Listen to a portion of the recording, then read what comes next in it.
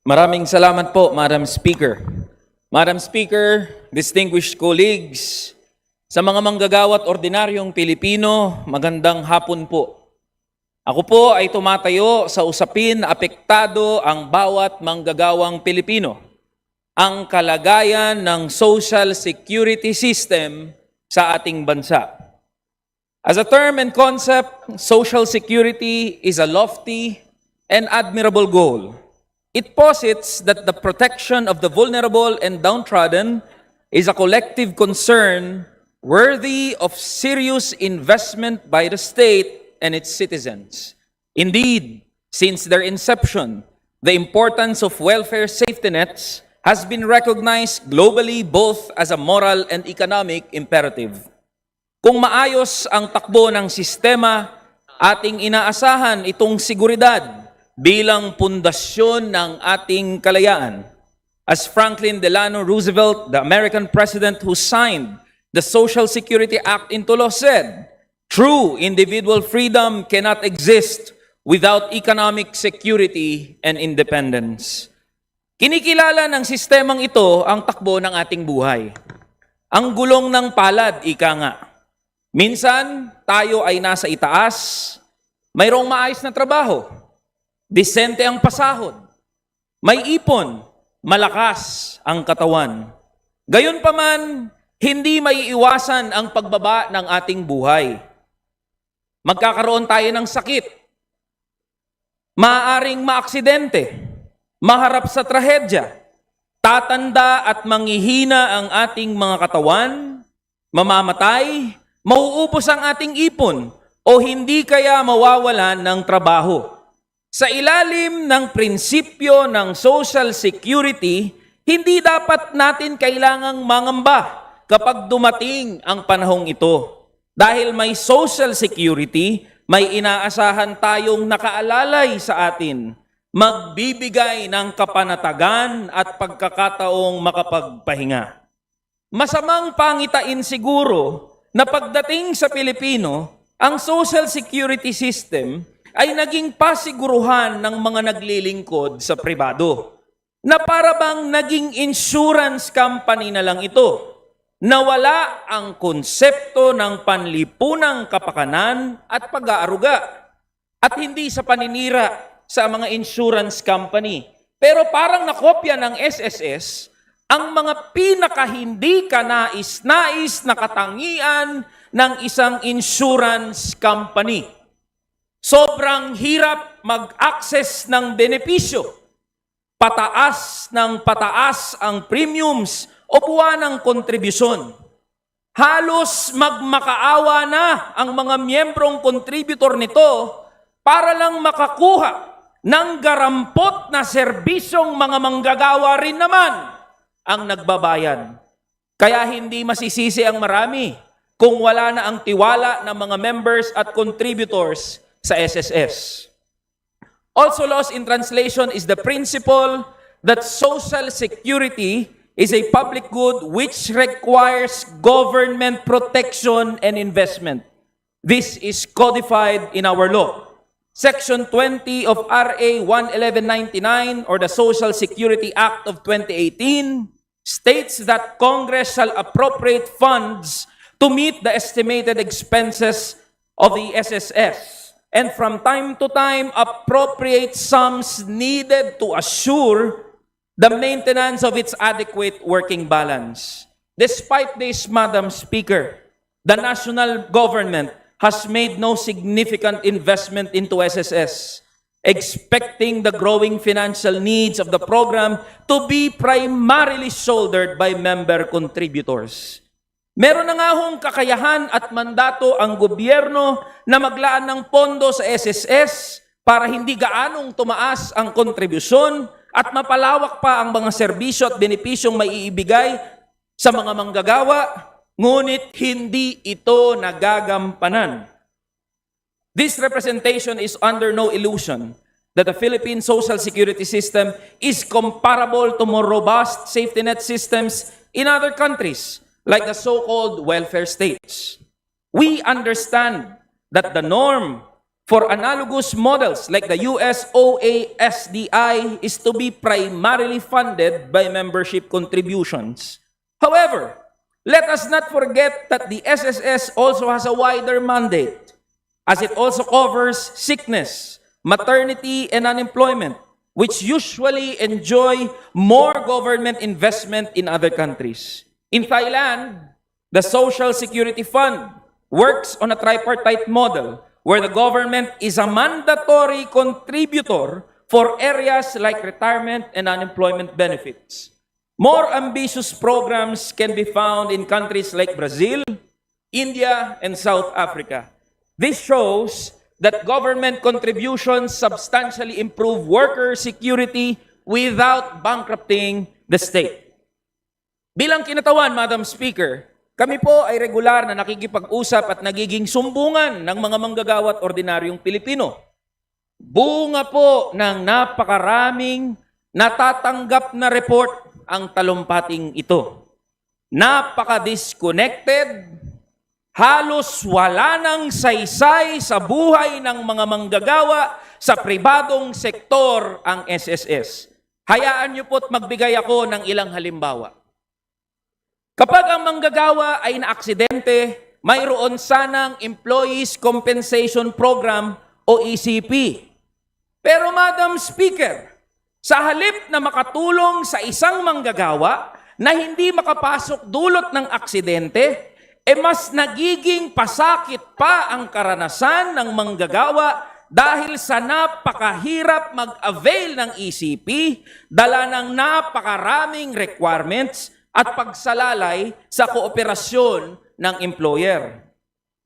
Ang mga pamilya ng mga manggagawang yumao o sumakabilang buhay ay hirap makatanggap ng death and burial benefits dahil sa napakahigpit na guidelines. Buong buhay ng manggagawa, kinakaltasan siya sa sahod bilang kontribusyon sa SSS. Tapos nang dumating ang panahong siya'y na mahinga, ni hindi man lang mapakinabangan ang kanyang pinaghirapan at pinagtrabahuhan. This is backed up by data, Madam Speaker. In a small representative sample, the Commission on Audit has found that the SSS has a deficiency of up to 2.9 million pesos in disbursing funeral benefits, underpaying by up to 30% of what is owed. This is not to mention 209 million pesos of late payments which SSS has not released to contributors, in some cases up to 18 years overdue. 18 taon, Madam Speaker, na late. Kapag manggagawa ang late na nakapagbayad ng loan o utang, napakabilis at napakabigat ng penalty. Pero kapag SSS ang late magbayad sa mga manggagawa, wala man lang accountability. This is the gap between what is written on paper and lived experience.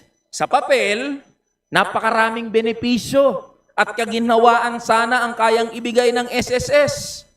Pero sa katotohanan, nalulunod ang mga manggagawa sa gastusin, sa sandamukal na dokumento at legal fees. Ang security na sana'y inaasahan ay hindi na dumadating dahil sa hirap ng mga requirements at mga proseso. It is no wonder that in the latest report of Anti-Red Tape Authority, numero 1 ang SSS sa most complained GOCCs at a whopping 269 complaints. For context, the second placer, Pag-ibig, only had 134 and GSIS, a third, had 37. But it is a sign of the times that the top 3 performers are also some of the most crucial elements of our social safety net. At hindi pa po dito natatapos ang insulto sa mga manggagawa at ordinaryong Pilipino, Madam Speaker. Habang hirap na hirap tayong makakuha ng benepisyo sa SSS, ang mga executives naman nito ay nagpapakasasa at napakasasarap ng buhay. Recently, COA flag 333 million pesos of employee bonuses not backed up by sufficient justification. Hindi na po bagong issue ito, Madam Speaker. In 2022, the salaries of executives doubled while the institution failed to collect 92 billion pesos from employers. Nung nagdaang panahon ng Administrasyong Aquino, pinatay ang 2,000 piso kada buwan na dagdag pensyon sa mga contributor. Tapos, pinagtanggol ang milyon-milyong pisong benepisyo para sa board members nito. Ganito ho ang ginagawa sa pinagsama-samang pera ng mga manggagawa sa pribadong sektor, Madam Speaker.